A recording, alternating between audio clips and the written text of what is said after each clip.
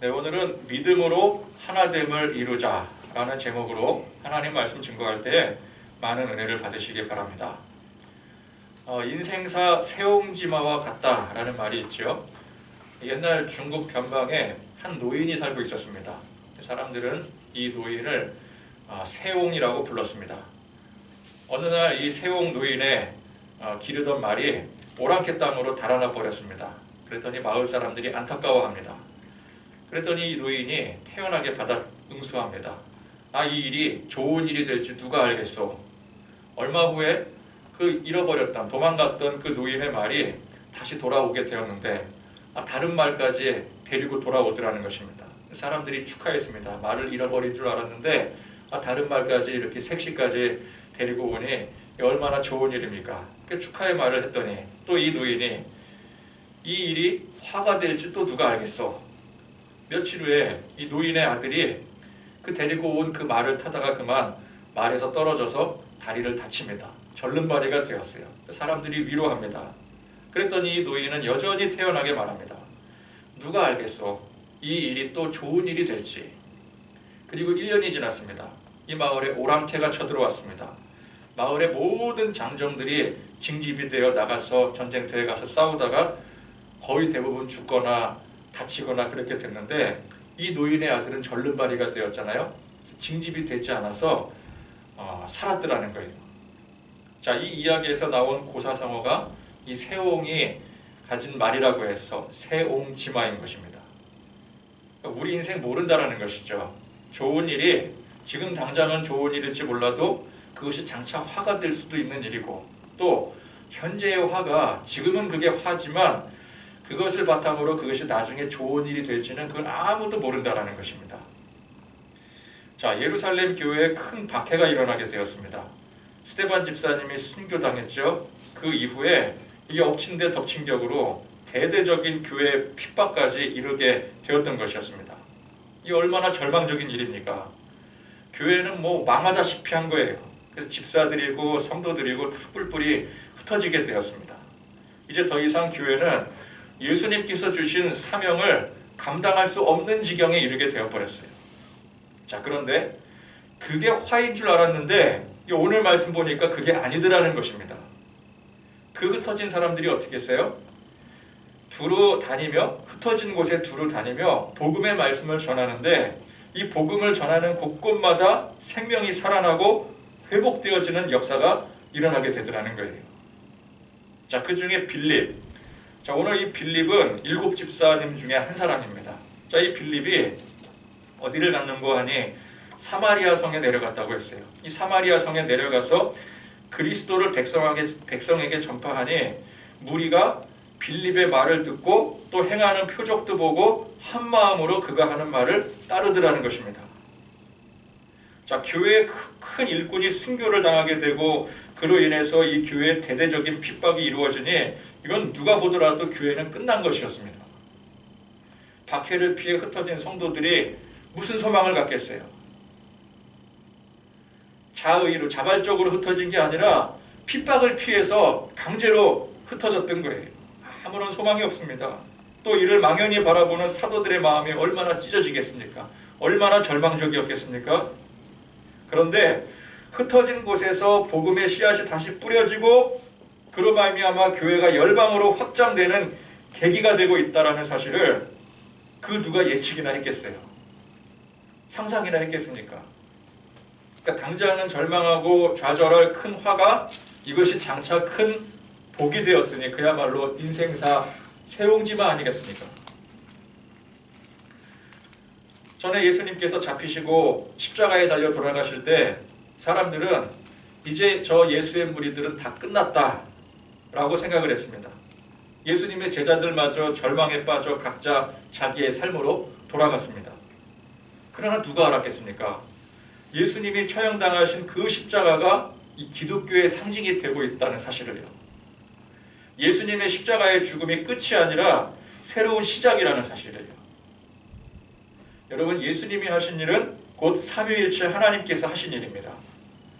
하나님의 계획과 행하신 모든 일들은 하나도 틀림이 없으세요. 하나님은 실수하지 않으십니다. 하나님 안에 우연히 일어나는 일이 없어요. 세상 일어나는 일들 보면 우리가 볼 때 야, 이건 우연이다 고 생각할 일들이 얼마나 많습니까? 근데 사실은 우연이 아니에요. 모든 것은 하나님의 뜻 가운데 섭리 안에 이루어지는 것입니다. 그래서 모든 것은 하나님의 뜻 안에 이루어진다. 이걸 뭐라 그래요? 제가 방금 얘기한 것처럼 섭리라고 하는 거예요. 섭리. 하나님의 섭리. 그래서 예수님이 행하신 일, 예수님이 하신 말씀 모두가 전능하신 하나님의 섭리 안에 이루어지는 일들인 것입니다. 하나라도 이 하나님의 뜻과 계획에서 벗어나는 일이 없습니다.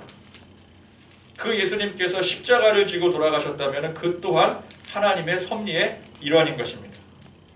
교회의 큰 일꾼이 죽고 이 교회에 큰 핍박이 일어나더라도 이게 예수님께서 명령하신 대로 행하다 벌어진 일이라고 한다면 그 또한 하나님의 섭리의 일환이더라는 거예요. 그래서 성도는 믿음 안에서 살 때 절망하거나 좌절할 일이 없습니다. 하나님께서 모세에게 명하셔서 이스라엘 백성들을 애굽의 바로의 손에서 건져내시겠다 약속을 하셨어요. 그러면 어떤 일이 일어나도 그 하나님의 뜻이 이루어지는 것입니다. 왜? 하나님께서 약속을 하셨기 때문에. 분명히 건져낸다고, 분명히 인도해내신다고 약속을 주셨어요. 그럼 변함이 없는 거예요. 설령 앞에 홍해가 가로막혀 있더라도 하나님은 그 홍해를 갈라서라도 백성들을 인도하시는 것입니다. 광야에 나갔더니 마실 물이 없고 먹을 양식이 없습니다. 그렇더라도 하나님은 반석에서 물을 내시고 하늘에서 만나를 내리게 하셔서라도 이 백성들을 먹고 마시게 하시는 것이죠. 여리고성이라는 난공불락의 요새 앞에 이 전투력 빵점짜리 백성들이라 할지라도 하나님은 그 성을 저절로 무너지게 해서라도 정복하게 하시는 거예요. 그러니까 전능하신 하나님이 우리에게 명하셨고 우리에게 말씀하셨다, 약속하셨다 라고 하는 믿음이 있으면 아무리 절망적인 상황에서라도 좌절하지 않고 오히려 감사와 영광을 먼저 돌릴 수 있는 것입니다. 예수님께서 오병이어 기적 일으키실 때 먼저 축사부터 하셨죠. 그러니까 일이 일어나기 전에 먼저 감사하는 거예요. 먼저 영광 돌리는 거예요. 여러분, 상식적으로 일이 되어져야지, 일이 이루어져야지 그 결과를 놓고 감사와 영광을 돌릴 게 아니겠습니까? 그러나 믿음이 있으면 일이 되기 이전에 이미 먼저 감사와 영광을 돌릴 수 있는 거예요. 그러면 여러분, 내가 정말 믿음으로 감사와 영광을 돌렸다면 그 다음에 일이 어떻게 되든 상관이 없는 거예요. 왜? 내가 믿음으로 하나님 앞에 영광 돌렸기 때문에 그 결과는 어떻게 나와도 그건 하나님의 뜻이 이루어지는 거거든요. 그러나 믿음이 없으면 어떻게 합니까? 온통 좌절, 절망할 일들 뿐이지요. 바로왕의 그 서슬퍼런 명령 앞에 어떻게 담대할 수 있겠어요? 홍해가 지금 앞을 가로막고 있죠. 뒤에는 이집트 군대, 애굽의 군대가 지금 쳐들어오고 있는데 어떻게 그 가운데 평정심을 유지할 수 있겠어요? 당장 광야에서 먹을 양식 다 떨어지면은 그냥 죽기를 바라는 수밖에 없습니다. 하나님을 믿지 않는 사람들은 상황과 환경에 반응을 합니다. 절망적인 상황이 왔다. 그럼 절망할 수밖에 없는 거예요. 상황이 지금 절망적인 상황인데 누가 기뻐하겠습니까? 내가 절망인데, 죽게 생겼는데, 망했는데. 그 상황이 호전되어질 때만, 문제가 해결이 되어질 때만 비로소 안도하는 거죠. 그러나 하나님을 믿는 우리는 이 상황과 환경에 반응하지 않습니다. 그러니까 결국 우리에게 중요한 게 뭐예요? 이 환경이 아닙니다. 지금 당장 죽게 된 이 상황이 아니라는 거예요. 뭐가 중요해요? 믿음이 중요한 것입니다. 그러니까 우리 성도는 기도할 때 지금 나에게 처해져 있는 이 상황이 환경을 바꿔달라고 기도하는 게 아니에요. 우리 보통 기도할 때 지금 내 문제가 있습니다. 하나님, 이 문제 해결되어져야 됩니다. 이 상황이 바뀌어져야 됩니다. 아니면 이 상황이 유지되어져야 됩니다. 우리 하나님 앞에 이렇게 기도하잖아요. 근데 성도의 진짜 기도는 그렇게 하는 게 아니에요. 그렇게 하기는 하는데 그거는 하수들의 기도예요. 상황을 바꿔달라는 기도는, 바꿔 말하면 결국에는 그 사람은 항상 이 상황과 환경에 지배당하고 있다는 뜻입니다. 그죠? 내가 상황과 환경에 지배당하고 있으니까 하나님 앞에 기도할 때도 이 상황과 환경을 바꿔달라고 기도하는 거죠. 그러나 우리가 기도할 때 이 지금 내게 주어진 상황, 이 환경이 이게 문제가 아니라 어떤 상황에도 믿음 달라고 기도하는 사람이 이게 고수인 것입니다. 우리의 상황이나 환경이 어떻든 간에 우리는 항상 변함없는 믿음 달라고 기도해야 되는 거예요. 여러분 적어도 우리가 수십 년 신앙생활 하지 않았겠습니까? 어떤 분야든 간에 수십 년을 그 하나에 몰두를 하면은 다 고수돼요. 그죠? 그럼 우리는 신앙의 고수가 되어야 되겠습니까? 아니면 하수가 돼도 되겠습니까? 이게 우리가 지금 당장 뭐 등록한 지 1년도 안 됐으면 하수가 돼도 상관없어요. 누가 다 이해를 해요. 그래, 저 사람은 뭐 교회 등록한 지 1년도 안 됐는데, 그러나 우리 십수년, 수십 년을 신앙생활 했는데 하수로 살면 이게 체면이 말이 아니잖아요. 우리 체면 때문에라도 고수 돼야 돼요. 고수. 그죠?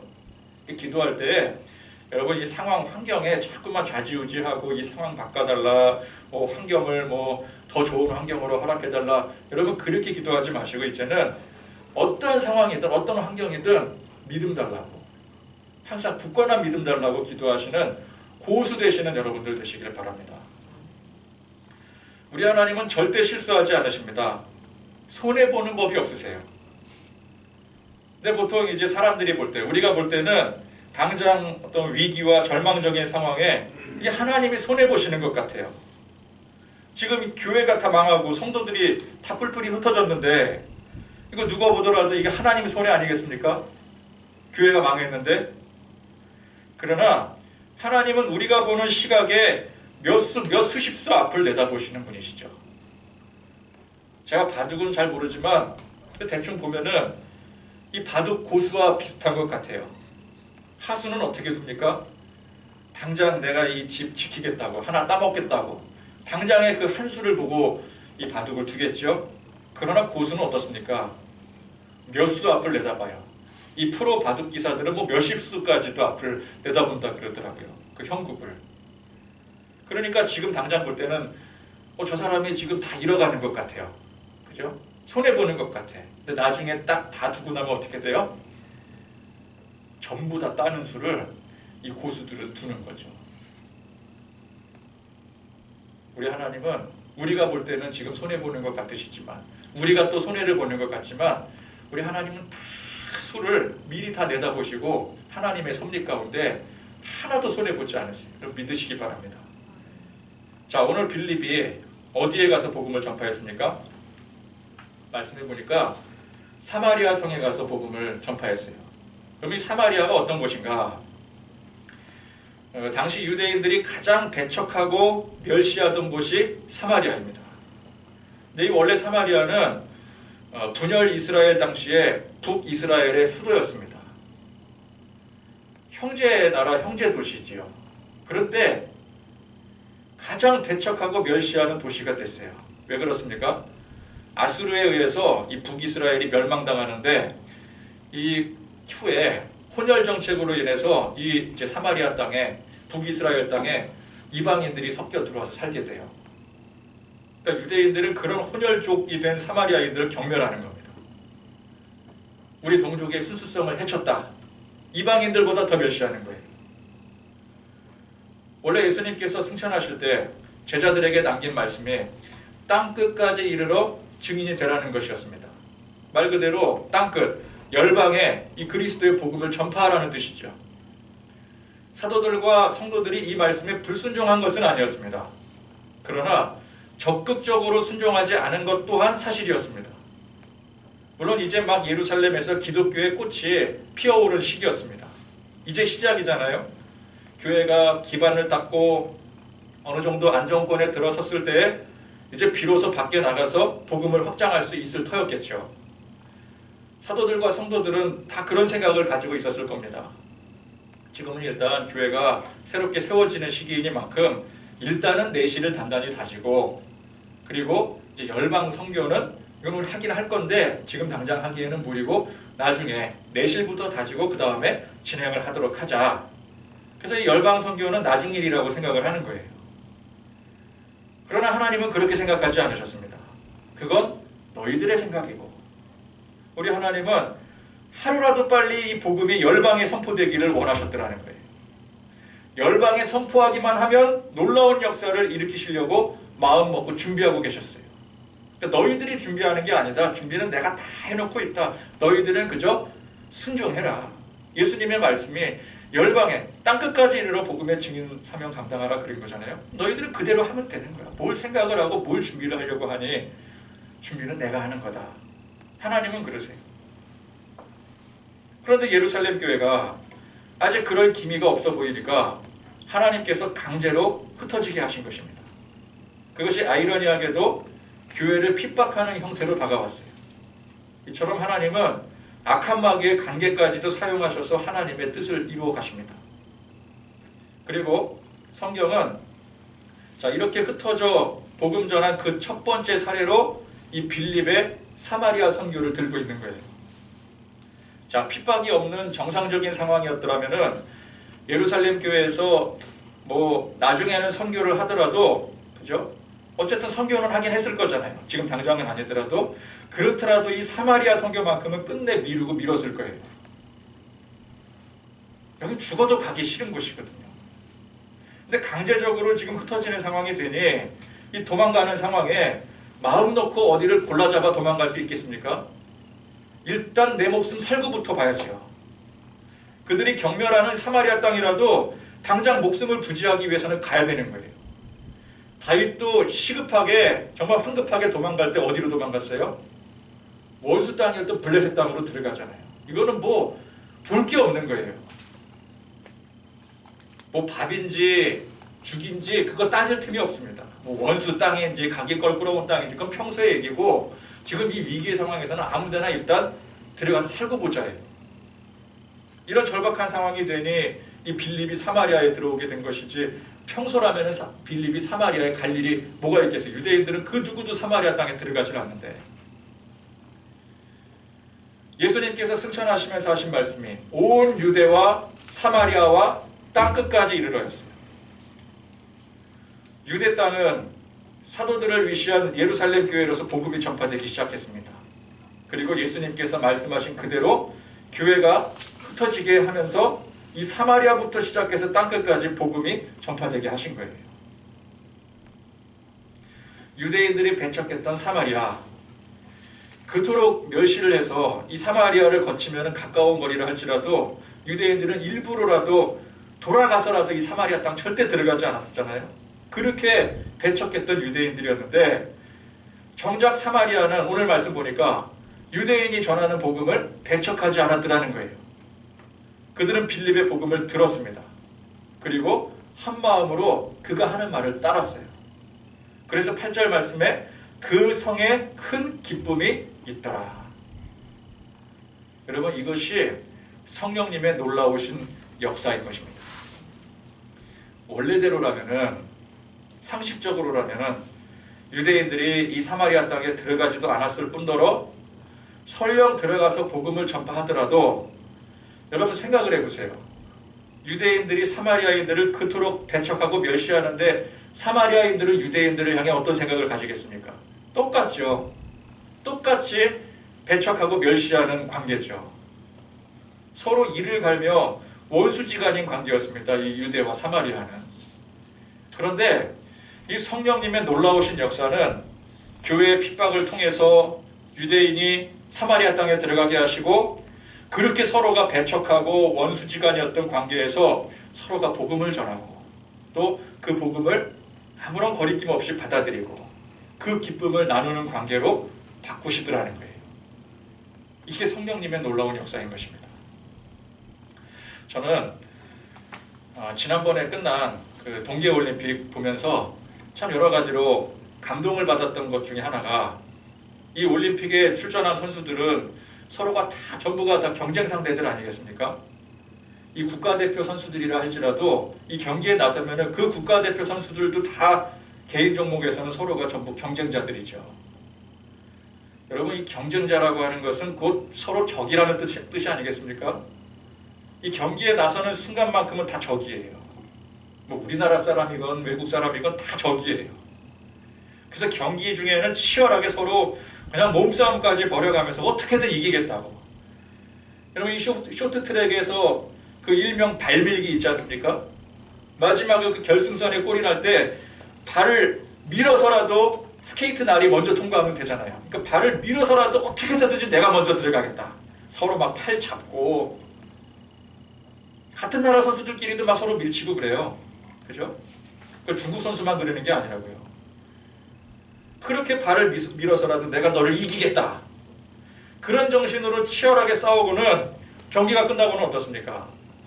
경기가 딱 끝나고 나서는 뭐 1등이건 2등이건 상관없이 서로가 악수하고 뭐 다른 나라 경쟁하는 선수들이라 할지라도 서로가 악수하고 또 안아주기도 하고 눈물로 위로도 해주고 그죠? 시상대에 서서는 같이 웃잖아요.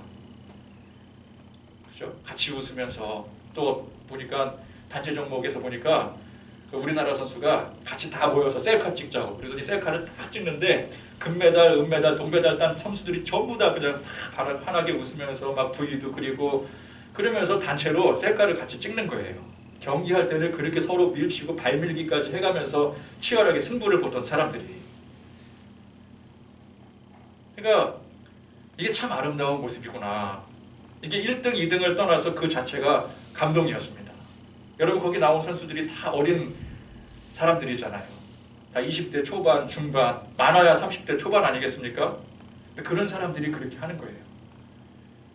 근데 또 한편으로는 이제 이 대선을 앞두고 각 후보들이 서로 치열하게 선거 유세를 하면서 이게 보면은 항상 대선 때마다 언제나 변함이 없어요.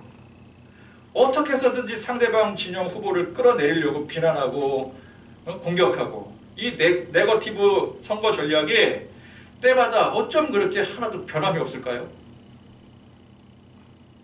공식입니다. 공식. 여러분 이분들이 이 나라의 앞으로를 책임질 중요한 사람들 아니겠습니까? 배울 만큼 배웠고 누구보다 경륜도 많이 쌓은 제목들 아니겠습니까? 그런데 이들에게서는 화합이라든지 또 상대방을 인정하고 존중하는 그 어떤 태도도 찾아볼 수 없더라는 거예요. 이번에는 나아지겠지. 나아지는 게 하나도 없어요. 그 어린 선수들이 그 치열한 경쟁 속에서도 이 상대방을 인정하고 존중을 하는데 이 나라를 책임져갈 어른들이 좀 그 어린 선수들을 본받았으면 좋겠어요. 여러분 악한 마귀는 어떻게든 서로 분열시키고 망하게 만들려고 합니다. 그러나 우리 성령님은 그런 상황 속에서도 하나됨을 이루게 만드세요. 교회 핍박으로 인한 분열은 하나님께서 일부러 그렇게 하신 것은 아니에요. 이거는 악한 영이 전적으로 그 악한 소질을 발휘해서 벌여놓은 일입니다. 아무렴 우리 하나님께서 충성스럽게 사명 감당하는 스데반 집사님을 죽이시고 교회를 핍박하겠습니까? 근데 앞서 제가 말씀드린 것처럼 그 악한 마귀가 벌려놓은 일들을 이용해서라도 하나님은 그 가운데 선한 뜻을 이루어 가시는 거예요. 그러니까 이용한다기보다는 그걸 바로 잡아서라도 하나님의 선한 뜻을 이루어 가시는 것이죠. 그래서 우리는 항상 주 안에서 하나됨을 이루어 가는 것이 중요한 것입니다. 주 안에서는 원수진 사람도 없고 또 비난하거나 비난당할 사람도 없습니다. 원수가 있다면은 우리의 원수는 오직 악한 마귀 하나예요. 그죠? 악한 마귀 외에는 우리에게 원수는 없어요. 그런데 왜 경쟁을 하더라도 선의의 경쟁을 하지 않고 상대를 억누르고 죽이고자 원수까지 져가면서 그렇게 경쟁을 합니까? 왜 상대방을 존중하지 못하고 자꾸만 비난하려고 듭니까? 그 마음에 이 성령의 충만한 은혜와 감동이 없기 때문에 그런 거예요. 여러분 지금 우리는 화합할 때입니다. 서로 힘을 합쳐도 모자랄 판국에 서로 싸우고 이간질하고 등 돌리고 있으면 이게 뭐가 되겠어요? 지금이라도 어떤 후보 하나가 야 지금까지 맨날 선거 때만 되면 서로가 진영이 그냥 헐뜯고 싸우고 어떻게 해서든지 깎아내리려고 그러는데 이거 이제 그만하자. 그만합시다. 나는 당신들 인정하겠습니다. 내가 잘못했습니다. 나 부족한 사람입니다. 그리고 상대방을 인정하고 존중하는 태도로 나온다면은 그럼 다른 후보들은 어떻게 하겠어요? 아, 제가 저렇게 했으니까 너 인정했지? 막 깔아뭉기고 막 밟고 막 그러겠습니까? 그렇게 나오면은 다른 후보들도 이제는 더 이상 공격을 못하는 거예요. 그렇지 않겠습니까? 아, 한 사람이 내가 졌어. 내가 저 자세로 나오는데 자기가 높게 나오면은 그 여론이 어떻게 되겠어요? 그렇게 되면 그 사람도 아닙니다. 우리가 잘못했습니다. 우리가 부족했죠. 그쪽을 또 높여주고 칭찬해주고 격려해주고 그게 비록 그냥 보여지는 선전용 모습이다 할지라도 그것조차 좀 못하고 있으면은 도대체 어떻게 하냐는 거예요. 그거 하나 솔선수범하지 못하는데 어떻게 이 나라를 책임지고 이끌어갈 수 있겠습니까? 뭐 누가 낫다, 뭐 누가 되면 안 된다 이 문제가 아니에요. 다 똑같아요. 여러분 이게 못하는 일이 아니에요. 안 하는 거예요. 이건 안 하는 거라고요. 여러분 올림픽에 나가서 치열하게 경쟁하는 그 어린 선수들도 하는 일인데 이거 왜 못하겠어요? 못하는 게 아니라 안 하는 거예요. 적어도 우리 믿는 사람들은 주 안에서 성령 안에서 이 하나됨을 이루기 위해서 힘써야 됩니다. 원수지지 말아야 됩니다. 우리가 누구를 원망하고 누구를 판단하며 누구를 비판하겠습니까? 자꾸 불편한 관계를 왜 만듭니까? 불편한 관계 만드는 거 보면은 나는 멀쩡해요. 나는 괜찮아요. 나는 정상이야. 근데 저 사람이 나쁜 거예요. 그죠? 우리 꼭 이제 뭐 같이 모여갖고 막 미주알, 고주알, 누구 이제 막 우리 항상 모이면은 이 한국 사람은 또 외국 사람들도 마찬가지겠지만 항상 두세 사람이 모이면은 그 뒷담화가 이루어지잖아요. 그럼 뒷담화가 이루어지면은 항상 나는 정당해. 그죠? 나는 옳아요. 근데 상대방이 틀린 거야. 저 사람이 나빠요. 나는 좀 원만한 관계를 유지하려고 하는데 저 사람이 일부러 저렇게 삐딱하게 나가니까 이거 어쩔 수 없는 거 아니냐. 여러분 이게 다 핑계입니다. 성령의 은혜 안에 거하면 이 모든 장벽을 다 허물 수 있는 거예요. 유대인과 사마리아인들이 서로 복음을 전파하며 기쁨을 나눌 수 있게 되는 거예요. 여러분 유대인과 사마리아인들이 누가 옳습니까? 여기 옳고 그름이 어디 있어요? 근데 서로가 막 주장을 하는 거죠. 저쪽이 틀렸다. 정치판 보세요. 여기 옳고 그름이 어디 있어요? 다 그 나물에 그 밥이지. 그런데 우리는 옳고 저쪽이 틀렸대. 그럼 그쪽은 또 뭐라 그래요? 우리가 옳다고 저쪽이 틀렸다고. 뭐가 옳고 뭐가 틀린 거예요? 유대인과 사마리아인들이 그런 관계였거든요. 그런데 오늘 보니까 서로 복음을 전파하며 기쁨을 나누더라는 거예요. 저 사람이 문제인 것 같아도 내가 먼저 마음을 열고 나를 낮추고 나아가면 그 상대방도 사실 똑같은 사람인데 그게 전해지는 거죠. 그 마음이 전달되는 거죠. 그 사람도 사실은 내가 문제가 아니라 저 사람이 문제다 라고 생각하는데 저 사람이 저 자세로 나오니까 나도 마음이 누그러질 수밖에 없는 거죠. 우리 전에 밀락동 교회에 있을 때 우리 아들은 주께로 교회 시즌1, 시즌2, 시즌3 그러더라고요. 시즌1은 금호동 있는 교회가 시즌1이고 시즌2가 밀락동에 있는 교회고 우리 주께로 교회 시즌2에 있을 때 우리 위층에 야구부 숙소 있었잖아요. 여러분 거기 코치 아시잖아요. 코치. 이 코치가 얼마나 험악한 사람이었습니까? 인상부터가 덩치도 크고 그냥 이분은 처음 볼 때부터 그냥 막 흘겨보고 막 욕부터 시전하고 사람 보기를 벌레 보듯 하는 사람이었습니다. 근데 이제 우리가 먼저 친절하게 대하고 마음을 열고 나가니까 그 사람이 그렇게 공손한 사람으로 바뀌더라는 거예요. 여러분 아시잖아요.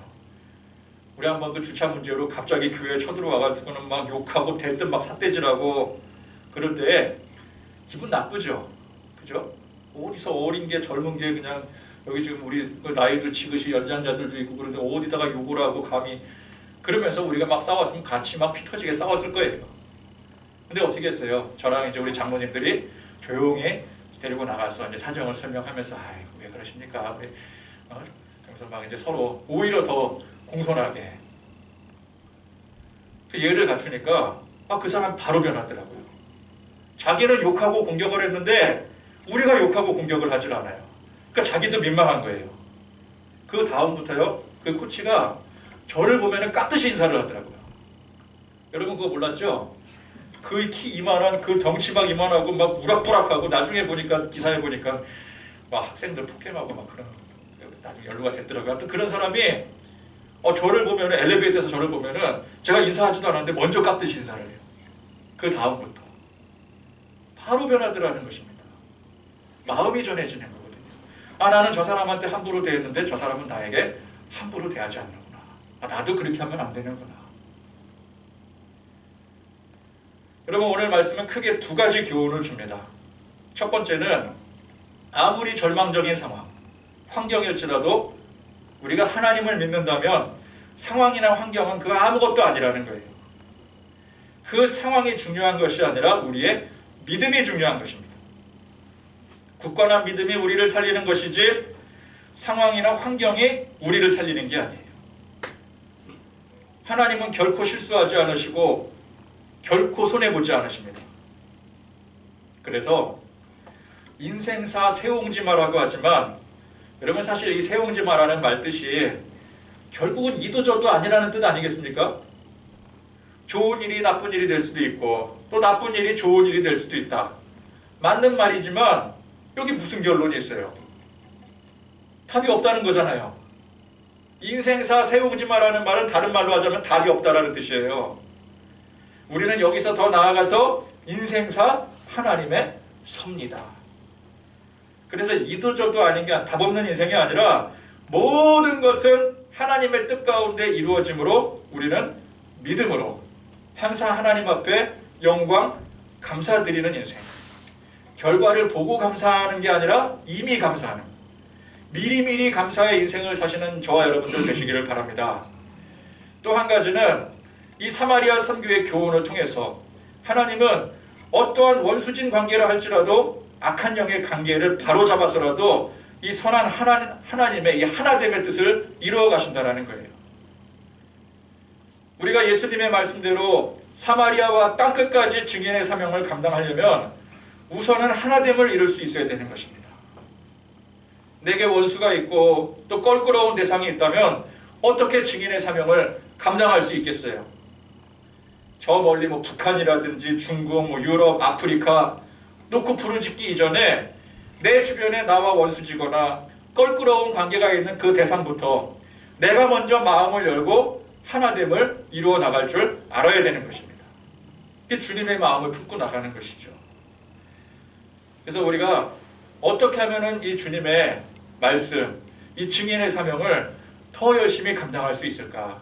그래서 항상 주 안에서 이 사명 감당하기를 힘쓰고 우리 주님께 영광 돌리는 삶을 살기 위해서 오늘도 열심히 충성을 다하는 저와 여러분들 되시기를 간절히 축원드립니다.